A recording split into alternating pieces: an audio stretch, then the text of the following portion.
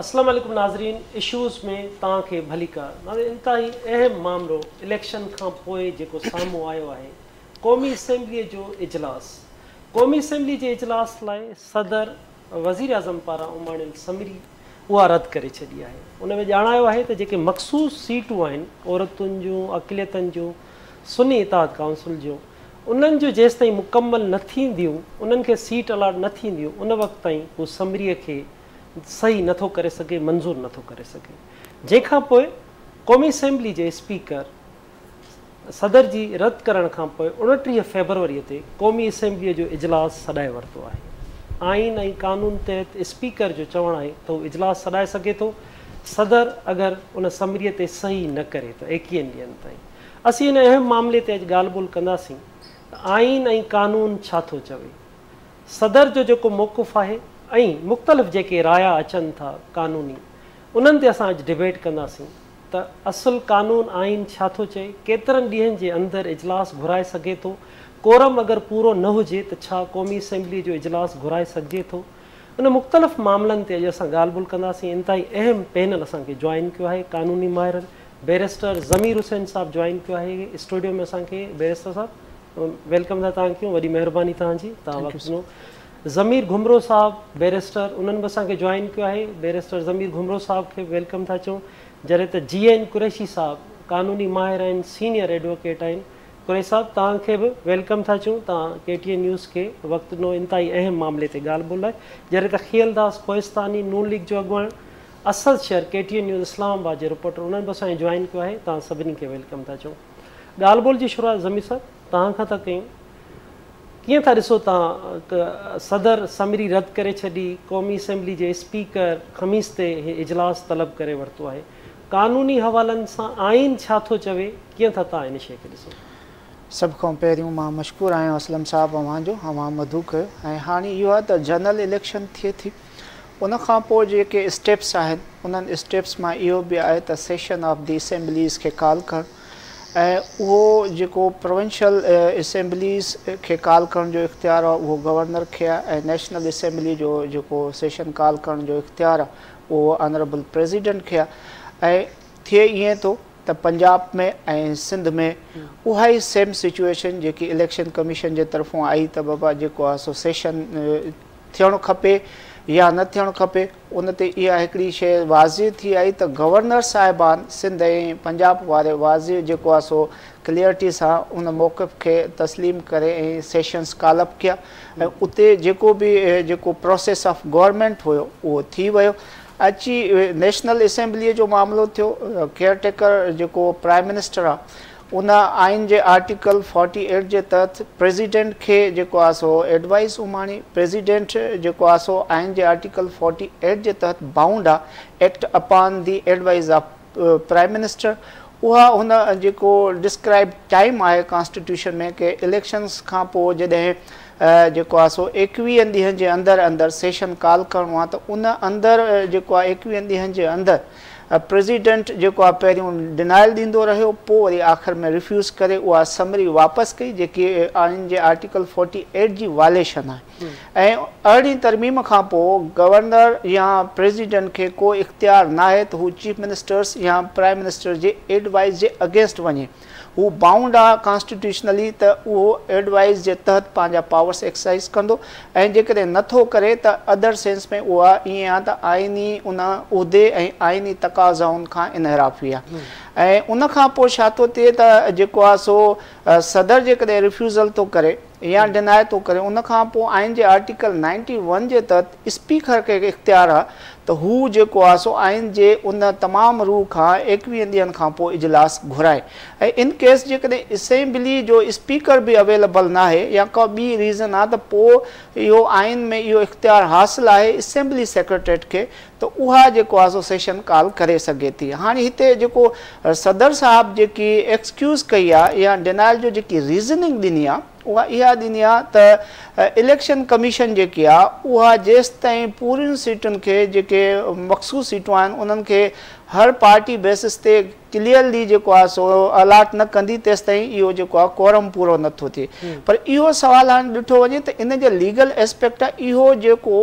ॾिठो वेंदो त टोटल डिस्क्रिएशन जेको आहे उहो इलेक्शन कमीशन जो आहे सेक्शन 104 जे तहत सदर खे इहो कंहिं बि आइनी या कानूनी तौर पे इहो इख्तियार न हासिल आहे त हू असेंबली जे कोरम जे या मेंबर्स जे नोटिफिकेशन या जेको आहे रिजर्व सीट जे लाइ इलेक्शन कमीशन जे मामलात में मुदाख़लत करे। जेकॾहिं को बि एग्रीव्ड पर्सन आहे इलेक्शन कमीशन जे अहिड़े फ़ैसिले खां त उहो कोर्ट ऑफ लॉ त वञी सघे थो, उनजो अपीलेट फोरम प्रेसिडेंसी न आहे जंहिंजे करे हू सो मोटो या ख़ुदि साख्ता बि अहिड़ो अमल करे सघे। लिहाज़ा हाणे इहो आहे त असेंबली जो सेशन कालप थींदो ऐं इहो जेकी इलेक्शन कमीशन में इहा मामिलो हले थो पियो त जेके ॿियनि पार्टीज़ खे जेके वाज़े तौर ते इलेक्शन में हिसो वठी करे आयूं उन्हनि खे मख़सूस सीटूं त अलाट थियूं आहिनि, पर जेके PTI जा सपोर्टेड हुआ, जेके सुन्नी इतिहाद काउंसिल जा जेको आहे वञी मेंबर ठहिया आहिनि, उन्हनि जो इहो क्लेम आहे त हाणे असीं पाण खे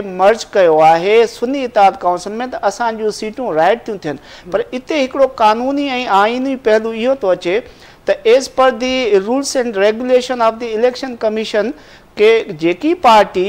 प्रैक्टिकली कंहिं बि इलेक्शन में पार्टिसिपेट ई नथी करे, वेरी पार्टी जेको आहे उहा इलेक्शन जे प्रोसेस में ई नथी पए, उन में जेको मर्ज थियण वारो माण्हू आहे या जेको उमेदवार आहे उन जे बिहाफ ते इहे रिज़र्व सीटूं क्लेम थींदियूं या न थींदियूं, इहो मैटर सबजुडाइज़ आहे इलेक्शन कमीशन में। ऐं मुंहिंजो ख़्यालु आहे अॼु बि 5 रुकनी बेंच इन ते फ़ैसिलो करण लाइ जेको गौर खोस कयो आहे, सुभाणे ताईं मौख़िर थी वियो आहे। इन में हिकिड़ी कानूनी शइ इनवॉल्व आहे त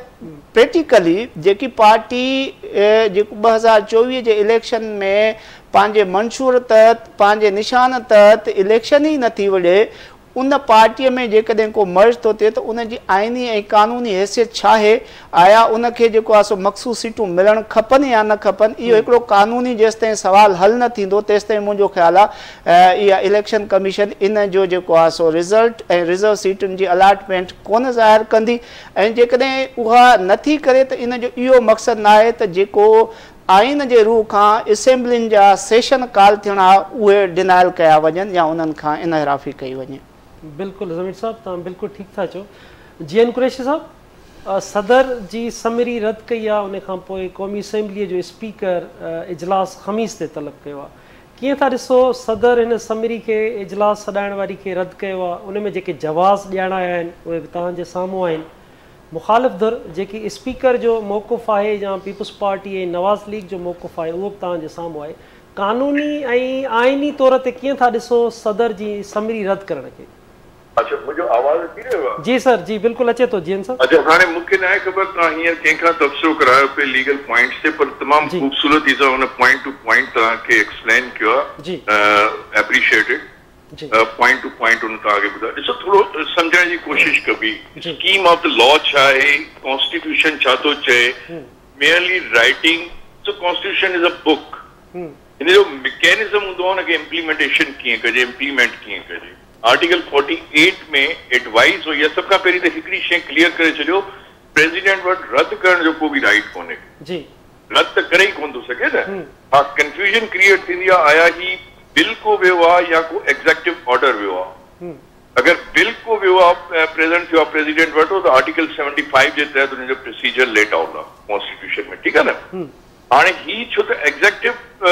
एक्ट आहे, एडमिनिस्ट्रेटिव एक्ट आहे, प्राइम मिनिस्टर एडवाइस ॾिनी आहे प्रेसिडेंट खे,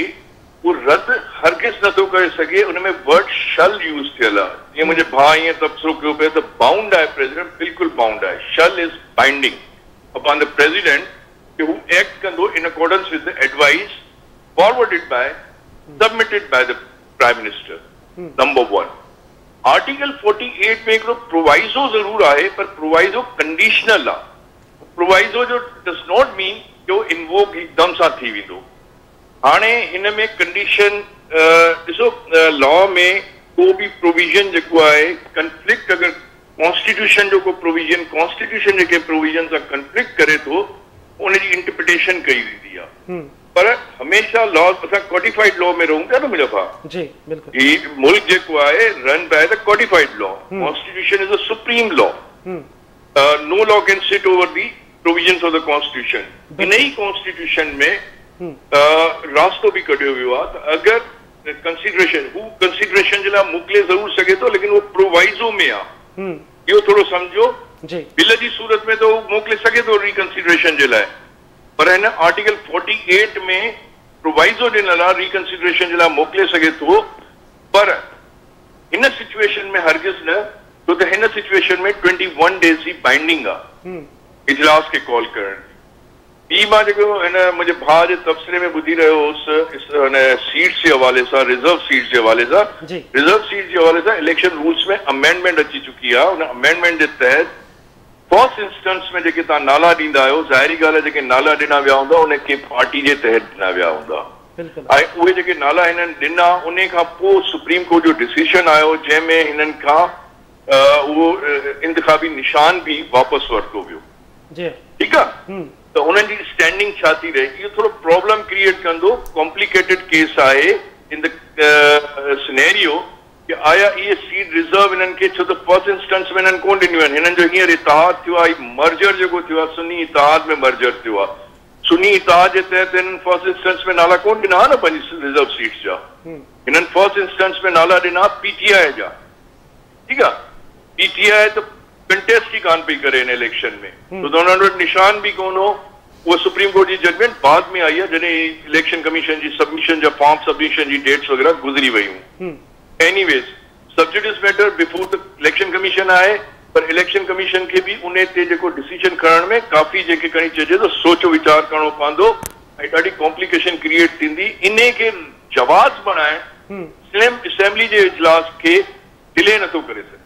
डिले करण भी न खपे, छो त हिकिड़ो प्रोविजन अगरि हुनखे बाइंड करे थो आर्टिकल 48 प्रेसिडेंट के, तो उते ही वरी स्पीकर के एम्पावर भी करे थो, जीअं मुंहिंजे दोस्त भी फरमायो, ऐं उन में स्पीकर असेंबली के इजलास के कॉल करे सघे थो, छो त स्टिपुलेटेड पीरियड ऑफ टाइम आहे न साईं जी, वो टाइम हू त कोन्हे न, अनबाइंडिंग टाइम त न आहे न, टाइम हू त न आहे जेके खणी जो ओपन एंडेड त न आहे न। तो मां सम्झां थो रद्द वारे शइ खे तव्हां ज़हन में रखो, रद्द करे ही नथो सघे, रद्द जो वर्ड त यूज़ ही न थियणु खपे। हा, जेको एडवाइस आहे that might have been sent back to the Prime Minister again for reconsideration। जी मुंहिंजा भाउ। अच्छा जीअन साहब, माज़ीअ में जेके फ़ैसिला आया या जेके मामला आइन जा साम्हूं आया उन जी तशरीह कराई वई, आइन चिट्टो ऐं क्लियर आहे, त छा पोइ ज़रूरत पवे थी त अॼु बि असीं उन्हनि आर्टिकल्स जी तशरीह करायूं? ॾिसो, तशरीह जे हवाले सां सुप्रीम कोर्ट जी पंहिंजी हिकिड़ी जजमेंट आहे, 17th अमेंडमेंट खे जॾहिं चैलेंज कयो वियो हो, उन में असांजो फॉर्मर चीफ जस्टिस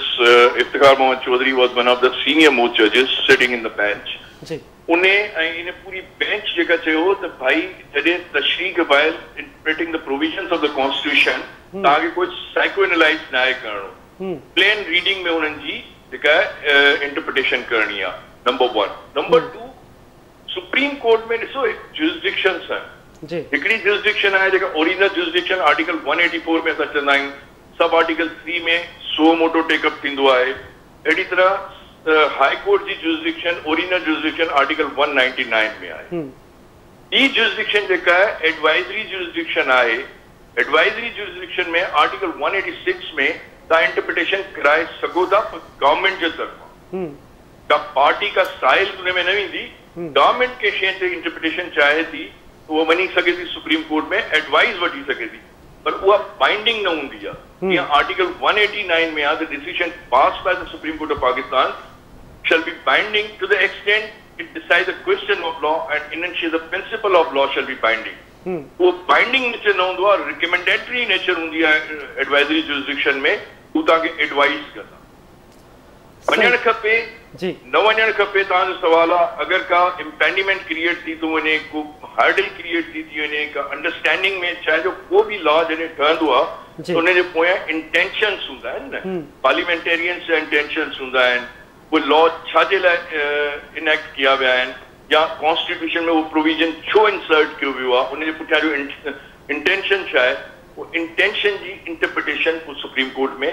कराए सघे। अच्छा जीअन साहब, तव्हां छा था, तव्हांखे छा थो नज़र अचे त हाणे क़ौमी असेंबली जे स्पीकर 29 फरवरी ते इजलास तलब करे वरितो आहे,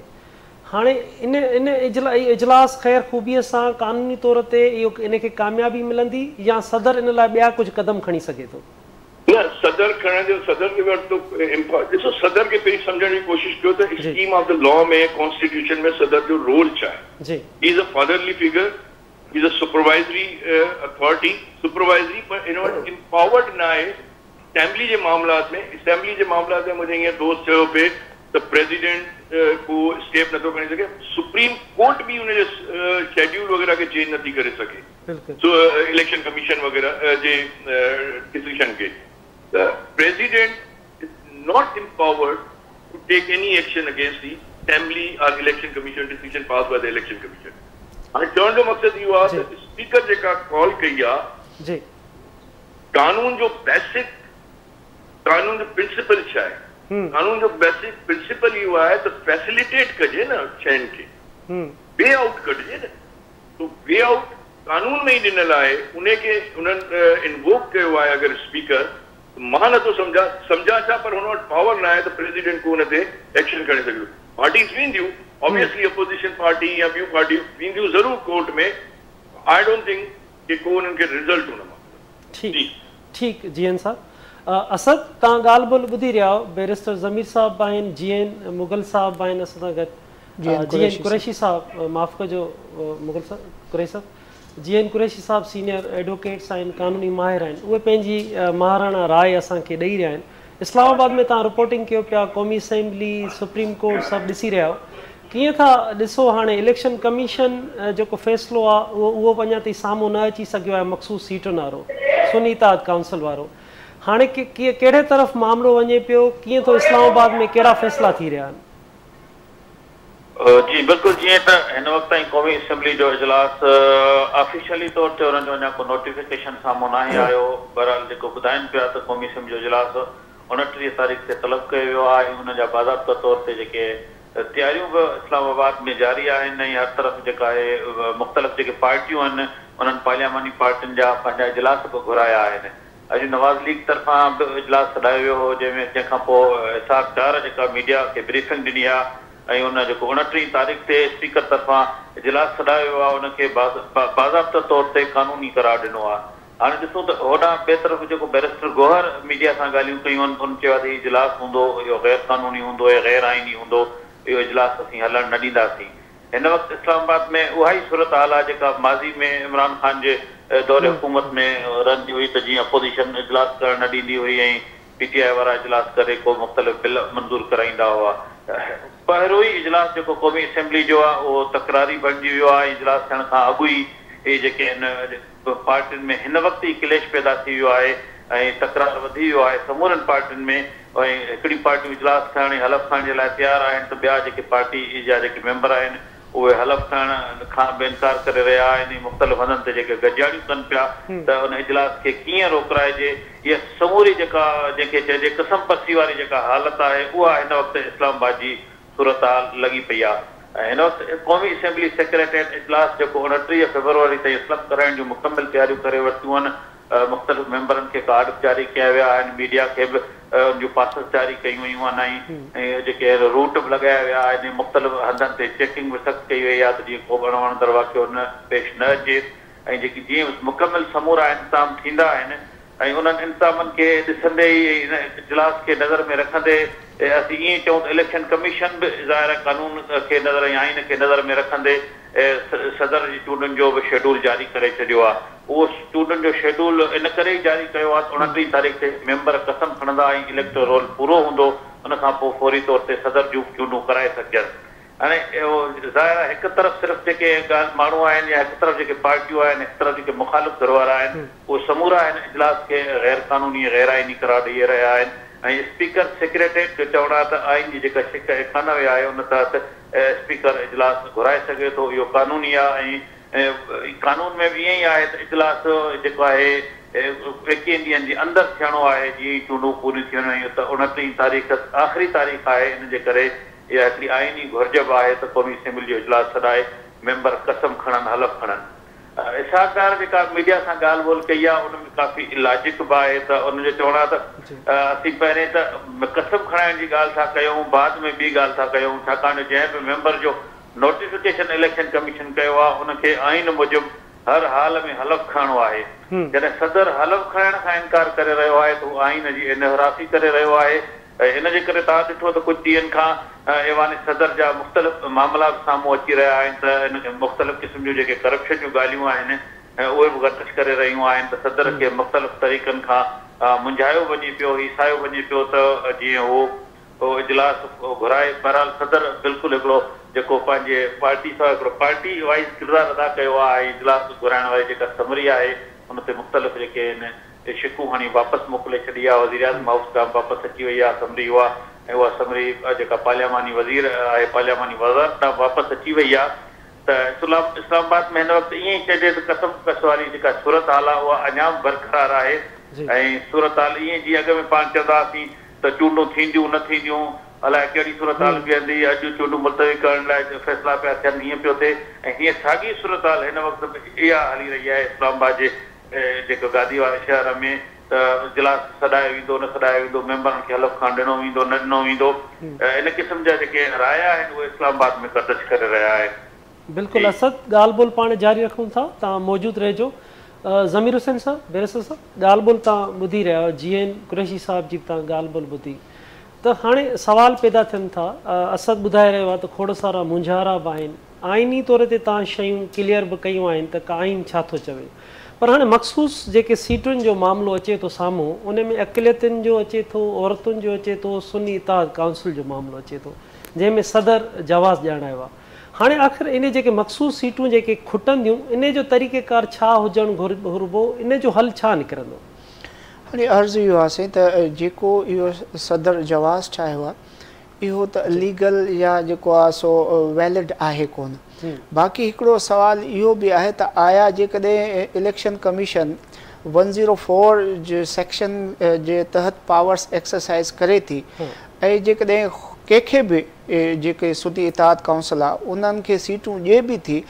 त बि इहा जेकी आहे उहा आइन जे रूह खां ऐं इलेक्शन कमीशन जे रूल्स खां जेको आहे इनहराफ़ी थी थिए। उहा छो थी थिए इन सिचुएशन खे सम्झण जे लाइ त PTI जीअं कुरैशी साहब चयो त PTI इटसेल्फ उहा पार्टी न आहे जंहिं इन इलेक्शन में जेको आहे सो पार्टिसिपेट कयो हुजे। जॾहिं की पार्टी पार्टिसिपेट ई नथी करे उन जा जेके बि माण्हू आहिनि उहे छा था सॾाया वञे, इंडिपेंडेंट कैंडिडेट्स। ऐं इंडिपेंडेंट जे लाइ चाहे इलेक्शन कमीशन में या आइन में का बि इहा शइ वाज़ी कोन ॾिनी वई आहे त इंडिपेंडेंट जो हिकिड़ो जथो जेकॾहिं पाण में हिकिड़ो ग्रुप ठाहे त पोइ उहो बि रिज़र्व सीट्स खे क्लेम करे सघे थो। उहो इहो कानून ऐं आइन जे रूह खां थियणो कोन्हे के। बाक़ी हाणे ॿी जेकी मूं अर्ज़ु कई त इहा सुन्नी इत्तेहाद काउंसिल हिननि खे सियासी शेल्टर त ॾिनो आहे पर उहो जेको उन्हनि जो जेको राइट आहे उहो राइट इन जे करे उहो प्रोटेक्ट नथी कराए सघे त इहा पार्टी पंहिंजे मंशूर तहत, पंहिंजे इंतख़ाबी निशान तहत या पंहिंजे जेको बि उन्हनि जो तरीक़ेकार उन तहत 2024 जे इलेक्शन में पार्टिसिपेट हुन कयो ई न आहे। ऐं इन सेंस की इहा डेथ पार्टी आहे अकॉर्डिंग टू जेकॾहिं एक्टिविटीज़ ऑफ इलेक्शन ॾिठो वञे। हाणे जेको इन जो सरबराह आहे साहिबज़ादा हामिद, उहो बि इन पार्टी पंहिंजी पार्टीअ जो रिकॉर्ड में त खणी सरबराह आहे पर उन जॾहिं इलेक्शन विड़ी आहे त इन पार्टीअ जे बिहाफ ते न विड़ी, उहो बि हिकु आज़ादु हैसियत में अची करे इन पार्टीअ खां अलॻि इंतख़ाबी निशान ते इलेक्शन विड़ियो आहे। लिहाज़ा इहा जेकी शइ मूंखे सम्झ में थी अचे बींग कानून जो हिकु तालिब इल्म सां त इहे अॻिते हली सीटूं छा थींदियूं त इलेक्शन कमीशन खे इहो डिस्क्रिएशन आहे जॾहिं इन हेरनि खां पोइ इन नतीजे ते पहुचे त इहा जेको आहे सो सुन्नी इत्तेहाद काउंसिल खे सीटूं न मिलंदियूं त पोइ इहे बक़ाया सीटूं जंहिं ते क्वेश्चन लॻल आहे इहे उन्हनि पार्टियुनि खे जेको आहे सो वरी अलाट थींदियूं जेके पार्टियूं पंहिंजे पार्टी पोज़ीशन ऐं मंशूर ऐं इंतख़ाबी निशान तहत इलेक्शन विड़ी आहिनि। ज़मीर साहब, पाण ॻाल्हि ॿोल जारी रखूं था। खेल दास कोहिस्तानी साहब नून लीग जा अॻुवान बस सां गॾु मौजूदु आहिनि। खेल साहब, सदर जवाज़ जेके ॼाणाया आहिनि तव्हांजे साम्हूं आहिनि, समरी उन्हनि वापसि उमाणे छॾी आहे, उहे चवनि था त आइन तहत समरी न आई आहे, मख़सूस सीटूं जो मामिलो आहे। तव्हां कीअं था हिन मामले ते, तव्हांजो मौक़िफ़ छा आहे सर? जी खेल साहब, तव्हांखे आवाज़ अचे थो मुंहिंजो? जी जी जी सर, जी खेल भाउ अचे थो आवाज़। जी मुझे सदर ममलकत के सीट से विराजमान PTI जो वर्कर जो अञा ताईं पाण खे सम्झे थो ऐं हुन जे गैर आइनी कदम खणण जा कारनामा जेके आहिनि तव्हां पहिरियों ॾिसो जॾहिं ख़ुदि सुप्रीम कोर्ट में इहो केस वियो में इहो साबित थियो त हिन गैर आइनी तौर ते असेंबली खे टोड़ियो जॾहिं नो कॉन्फिडेंस मूव थी अप्रैल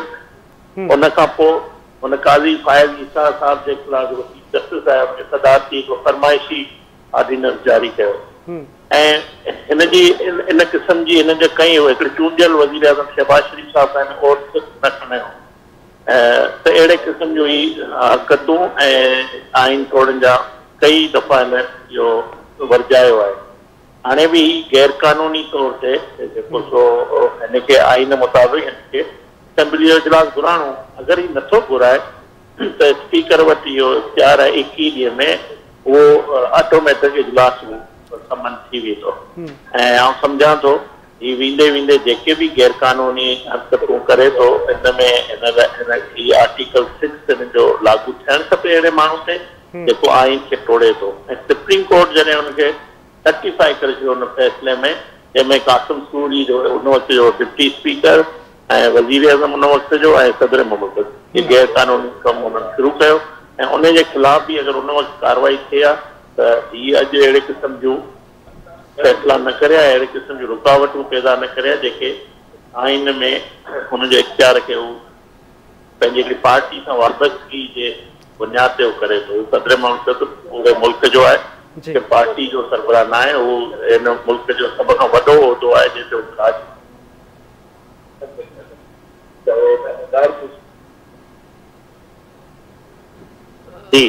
जी जी खेल साहब तव्हांजी ॻाल्हि ठीकु आहे कानूनी माहिर बि पंहिंजी आइन जी तशरीह असांखे ॿुधाए रहिया आहिनि अगरि ही क़ौमी असेंबली जो इजलास घुरायो वियो आहे 29 फरवरी ते तव्हां सम्झो था त इहो ख़ैर ख़ूबीअ सां कामयाबु वेंदो या इन में का रुंडक विझी सघिजे थी ॾिसो हिन वक़्तु जेके मुस्लिम लीग नून पीपल्स पार्टी या ॿियूं जेके नंढियूं जमायतूं उन्हनि जी अक्सरियत आहे ऐं कल्ह तव्हां पंजाब में ॾिसो त जहिड़े नमूने जेको हू बाइकॉट करे फरार थी विया तव्हां मुंहिंजी ॻाल्हि अॼु नोट करे छॾिजो इमरान ख़ान जी रिवायत रही आहे हुनजी पार्टी जी रिवायत रही आहे 2013 में बि हुननि इस्तीफ़ाऊं ॾिनियूं 2018 में हुकूमत में पछाड़ी असेंबली मां इस्तीफ़ाऊं ॾेई हलिया विया कल्ह तव्हां ॾिसो पंजाब असेंबली जे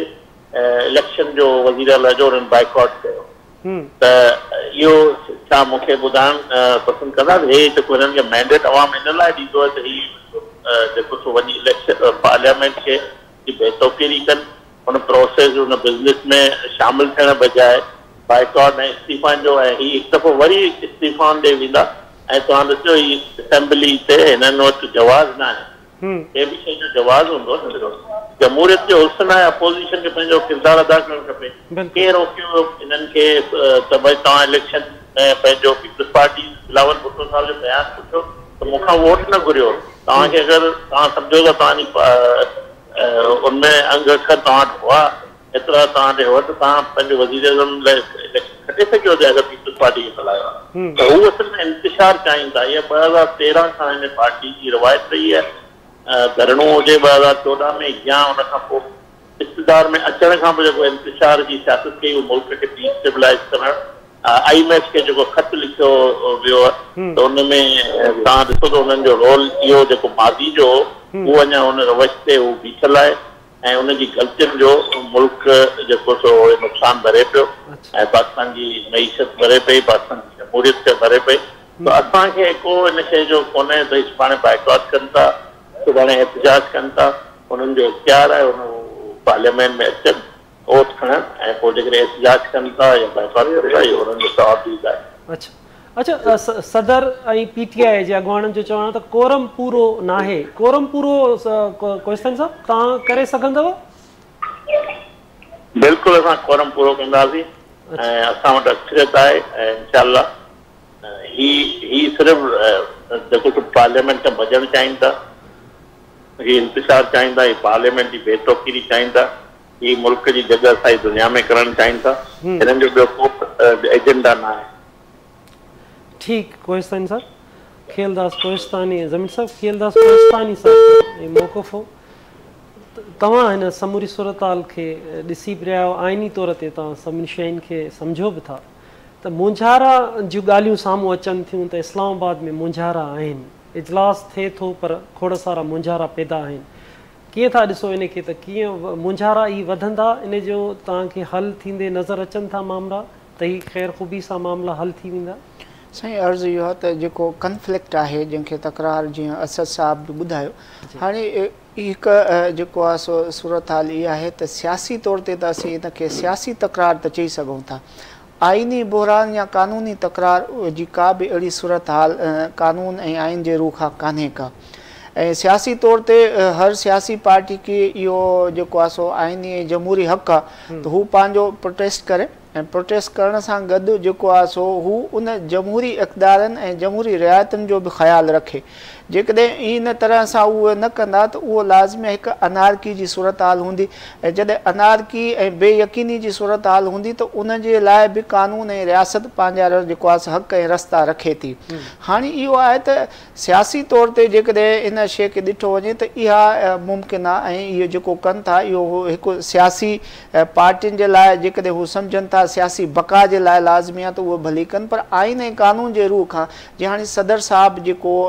जेकी एडवाइस खे रिफ्यूज़ कयो आहे, हाणे इन जे लाइ इहो आहे त सदर जे ख़िलाफ़ु कार्रवाई त थी कान थी सघे सवाइ उन जे के हू इम्पीचमेंट थिए, लिहाज़ा माज़ी में बि अहिड़ी शयूं करे आयो आहे ऐं उन जे ख़िलाफ़ु कार्रवाई कान थी, बजुज़ इन जे के जेको असेंबली टूटी हुई ऐं उन में जेको सदर जो रोल हो, जेकी बाद में इहा सुप्रीम कोर्ट में मामिलो आहे, उन्हनि इहो चयो त लॻे ईअं थो बादियो नज़र में त जेको आहे आइन जी आर्टिकल 6 जी वायलेशन थी आहे। हाणे जेकॾहिं किथे बि सदर जो अहिड़ो अमल आहे त उन जे लाइ जेकी वफ़ाक़ी गवर्नमेंट आहे उन वटि डिस्क्रिएशन आहे त हू जेकॾहिं जेको आहे सो एविडेंस ऐं जेको आहे सो एक्ट खे साम्हूं रखी सम्झे थी त इहा जेको आर्टिकल 6 जी कार्रवाई हुअणु खपे त उहा डिस्क्रिएशन हुननि जो करे सघे थी, ऐं मुमकिन हद ताईं इहो मामिलो ठहे बि अथो। बाक़ी रही ॻाल्हि इहा त हाणे जेकॾहिं इहो जवाज़ ठाहिनि त बाबा ही रिज़र्व सीटूं जेको आहे न हुजण जे करे कोरूम पूरो न आहे, कोरूम जे लाइ हिकिड़ो पंहिंजो हिकिड़ो तरीक़ेकार आहे त असेंबलीअ जे तमामु मेंबर्स जी, असेंबली जा तमामु मेंबर्स कहिड़ा हूंदा जेके नोटिफाइड आहिनि,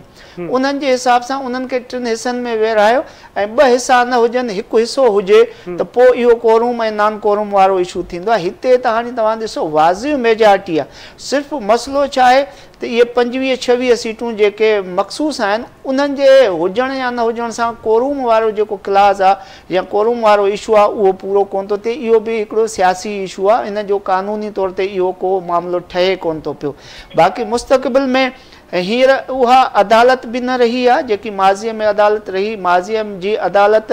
वाज़े इन इम्प्रेशन में हुई त डिवीजन में हुई, ऐं डिवीजन जे करे हिकिड़ी जेको ख़्यालु हुयो जजिस जो उहो हिकिड़ी पार्टी सां हूंदो, हिकिड़ो वरी उन वक़्त जी जेको अपोज़िशन सां हूंदो, पर हिन वक़्तु काज़ी फ़ाइज़ ईसा जे सरबराही में सुप्रीम कोर्ट पंहिंजी तसीह थी पई करे, पंहिंजी इस्लाह थी पई करे, ऐं हिन वक़्त के अहिड़े क़िस्म जी डिवीजन असांखे नज़र न आई आहे जॾहिं मेन सुप्रीम जेको असांजो जुडिशल फोरम आहे उन में डिवीजन न हूंदी त पोइ मामलात बि हिकु बहितर तरीक़े सां हल थींदा। ऐं उहे छो थींदा त अल्टीमेटली जेके बि इहे सियासी मामला आहिनि, इंतिज़ामी मामला आहिनि, उहे अची चैलेंज थींदा आहिनि कोर्ट में, ऐं कोर्ट में वरी फाइनल अथॉरिटी जेकी आहे उहा सुप्रीम कोर्ट आहे, ऐं सुप्रीम कोर्ट मुंहिंजो ख़्यालु आहे जंहिं कंपोज़िशन में आहे त मामला तमामु बहितर तरीक़े सां वेंदा। ऐं इहे जेके सियासी मामलात आहिनि इहे त सियासत जो हिकिड़ो पंहिंजो तरीक़ेकार आहे, उहे हलंदा आहिनि, ऐं हर पार्टी खे इहो राइट आहे त पंहिंजी एग्ज़िस्टेंस रखे, पोइ उहा पॉज़िटिवली रखे नेगेटिवली रखे, उहो उनजो क्रेडिट पाण बि खणंदो, ऐं उनजो इम्प्रेशन पब्लिक ते जेको वेंदो उहा पब्लिक पाण सियाणी आहे। पर ओवरऑल जेको आहे मामला तमामु सुठे तरीक़े सां वञण जी तवक़ो रखिजे थी, उमेद भली आहे, अलाह चङी कंदो। बिल्कुलु ज़मीन साहब। असद तव्हां मूंखे ॿुधो पिया? जी जी असद 29 फरवरी ते मुख़्तलिफ़ जेके ॿियूं जमायतूं आहिनि, सुन्नी इत्तेहाद काउंसिल, PTI, इन्हनि जी छा ॿियो प्लान हूंदो, छा उहे एहतिजाज तरफ़ वञण जी हुननि वटि का प्लानिंग आहे? ऐं ॿियो उन सां गॾोगॾु सवाल त हीअ जेकी 29 फरवरी इजलास थिए थो उन खां पोइ मुख़्तलिफ़ जेके पीपल्स पार्टी आहे, नून लीग आहे, इन्हनि जो इत्तेहाद आहिनि, MQM आहे, सभु जेके जमायतूं आहिनि, उन में उहिदनि जी विरासत ऐं विरछ जे हवाले सां तव्हांजा ज़रिया छा था चवनि? ॾिसो 29 फरवरी ते जेको इजलास थींदो पहिरें त पाण जेकॾहिं हुन ते ॻाल्हाईंदासीं त जीअं खेलदास कोहिस्तानी साहिबु चयो त इन्हनि हमेशह एहतजाज कयो ऐं हलफ़ ज़रूरु खणंदा छाकाणि जो जिन मेंबरनि जा नोटिफिकेशन थिया आहिनि उहे कमिटमेंट करे आया आहिनि त असीं हलफ़ खणंदासीं हलफ़ खणण खां पोइ ई एहतजाज कंदा ऐं एहतजाज करण खां पोइ ई स्पीकर तोड़े डिप्टी स्पीकर जे चूंडनि में हिसो न वठंदा जेको ज़रिया ॿुधाइनि था त उनजो एहतजाज कंदा ऐं गोड़ गमसान करे मामले खे लहे मिटी करण जी कोशिशि कंदा उनखां पोइ जीअं ई इजलास में जेको स्पीकर ऐं डिप्टी स्पीकर जी चूंड वारो अमल मुकमिल थींदो उनखां पोइ जेको हिननि जा फार्मूला ॾिसो असलम पहिरीं तय थियल आहिनि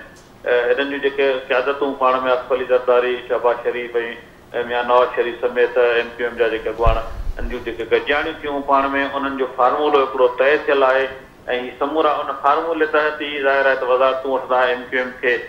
वफ़ाक़ में 3 वज़ारतूं ॾिनियूं वेंदियूं बाक़ी जेके समूरियूं वज़ारतूं आहिनि उहे इब्तिदाई जेके मरहले में नवाज़ लीग तरफ़ वेंदियूं ऐं जेके मुख़्तलिफ़ कमेटियुनि जा चेयरमैन मुक़ररु थींदा उहे पीपल्स पार्टी तरफ़ वेंदा ऐं पीपल्स पार्टी जेके आहिनि अहम कमेटियुनि जी जेका चेयरमैनशिप आहे उहा घुरी वरिती आहे ऐं पहिरें मरहले में पीपल्स पार्टी तरफ़ां काबीना में न वेहण जो जेको फ़ैसिलो आहे उहो हिन वक़्त ताईं बि बरक़रार आहे बाक़ी उनखां पोइ जेको ज़रिया ॿुधाइनि था त हिननि खे राज़ी करण जी कोशिशि कई पई वञे ऐं JUI खे बि राज़ी कंहिं हद ताईं राज़ी कयो वियो आहे जेके इतला आहिनि त उन्हनि खे बि काबीना में शामिलु करण जे लाइ कंहिं हद ताईं ॻाल्हियूं जेके हिननि में अंदरि खाने थियूं आहिनि त उहे बि कामयाबी तरफ़ वञनि पियूं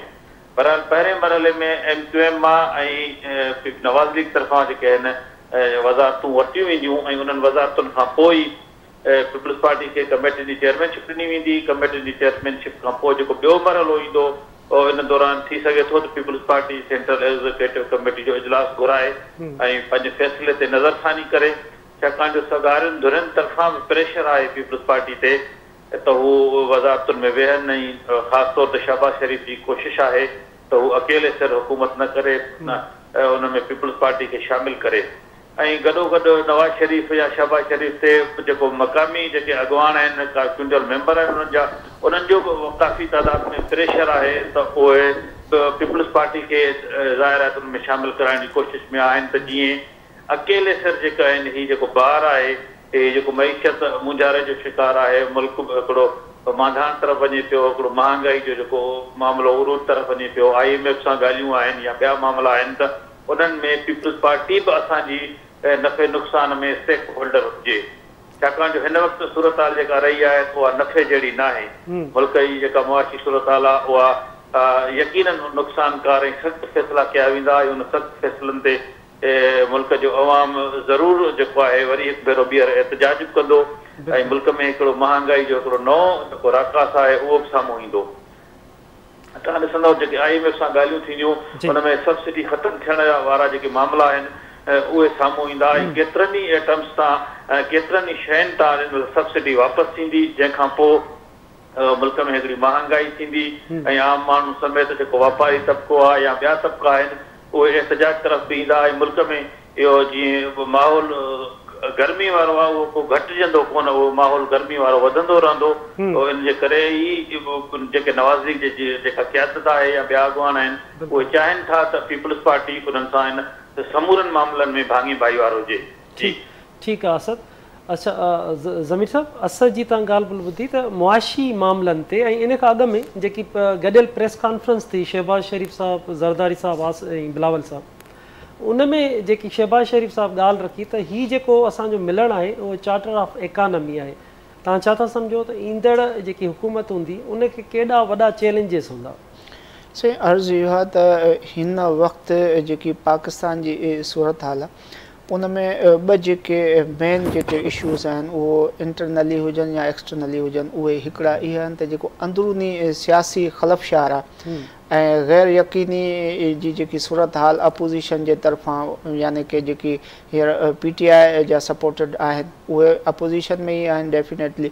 उहे पैदा करणु चाहिनि था ऐं उनजो इहो तरीक़ेकार जेको आहे उहो इंटरनेशनली ऐं ख़ारजी मामलनि ते बि असरअंदाज़ थींदो। हिकु पार्टी जो सरबराह हिकु साबिक़ा वज़ीर आज़म ऐं उहो जेको मुल्क सां ऐं हिन आइन सां वफ़ादारीअ जो कसम खाई पोइ जॾहिं इक़्तिदार खां ॿाहिरि अचे ऐं पोइ उहो वरी इहो कमु करे त जेको आहे सो मां IMF खे ख़तु लिखंदुसि त जेको आहे सो इमदाद या जेकी हिते असांजी एड आहे या जेको लोन आहे उहो बंदि कयो वञे। इहो जेको हिकिड़ो मैसेज आहे सिर्फ़ु IMF खे न आहे, तमामु मॉनिटरिंग जेकी बॉडीज़ आहिनि इंटरनेशनली जेके फंडिंग ऐं लोनिंग कंदियूं आहिनि उन्हनि जे लाइ बि मैसेज आहे त इहा जेसि ताईं इंटरनल सूरत हाल गवर्नमेंट कंट्रोल न कंदी तेसि ताईं मुंहिंजो ख़्यालु आहे जेके बैरूनी मामलात आहिनि चाहे उहे रिलेटेड टू ख़ारजा पॉलिसी हुजनि, रिलेटेड टू फिनांस हुजनि, उहे हल करण में ॾाढी रुकावट महसूसु कंदी। सो हींअर जेको अपोज़िशन में आहे उन्हनि खे सियासी तौर ते पंहिंजी जेको आहे सो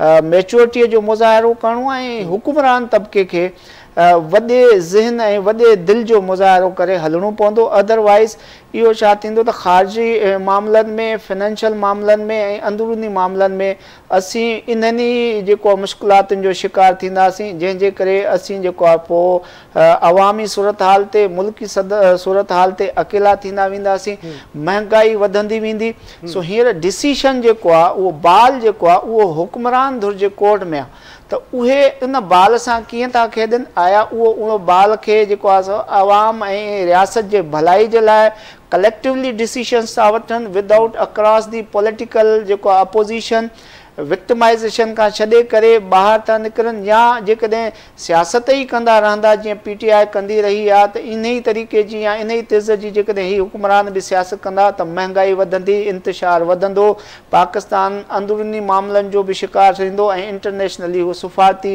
मामलनि में बि अकेलो थींदो वेंदो। इंटरनेशनली क़ुवतूं बि सपोर्ट न कंदियूं ऐं जंहिं हींअर होप ॾिनी आहे दोस्त ममालिक उहे बि पोइ बिल आख़िर जेको हथु खणी वेंदा। बिल्कुलु ज़मीर साहब तव्हां ठीकु था चओ, इंतिहाई अहम ऐं वॾा चैलेंजिस आहिनि हुकूमत खे, सीरियस अंदाज़ में हुकूमत खे इन ते सोचणो पवंदो। अवामी मसइला तमामु सभ खां वॾा मुआशी मसइला पाकिस्तान में मौजूदु आहिनि। ज़मीर साहब वॾी महिरबानी तव्हांजी, तव्हां KTN न्यूज़ खे वक़्तु ॾिनो। खेलदास कोहिस्तानी साहब तव्हांजी महिरबानी, असद शहर तव्हांजी महिरबानी, GN कुरैशी साहब तव्हां सभिनी जी महिरबानी। नाज़रीन, इंतिहाई अहम मामिलो सदर रद्द करे छॾी आहे, वापसि करे छॾी आहे समरी। क़ौमी असैम्बली इजलास स्पीकर घुराए वरितो आहे 29 फेबरवरी ते। असांजे एक्सपर्ट्स जी तव्हां राय ॿुधी, कानूनी माहिरनि जी, त कानून छा थो चए, आइन छा थो चए, आर्टिकल जा जेके आहिनि उन जी तशरीह छा आहे, त सदर अगरि हिन खे रद्द कयो आहे, वापसि उमाणियो आहे त उहा आइनी तौर ते उन जी तशरीह छा आहे, आइन उहे चवे छा थो। क़ौमी असैम्बली जो इजलास हाणे 29 फेबरवरी ते तलब कयो आहे। ॾिसजे त उन इजलास में छा थो थिए, कहिड़ा फ़ैसिला थियनि था, हलफ़ खणनि था, उनखां पोइ हुकूमत कीअं जोड़जग थिए थी। ईंदड़ ॾींहंनि में सभु शइ वाज़े थी वेंदी। वरी नवनि इशू सां गॾु ॿीहर गॾु हूंदासीं। तेसिताईं पंहिंजे मेज़बान असलम हैदर खे ॾींदा इजाज़त। अला वाहे।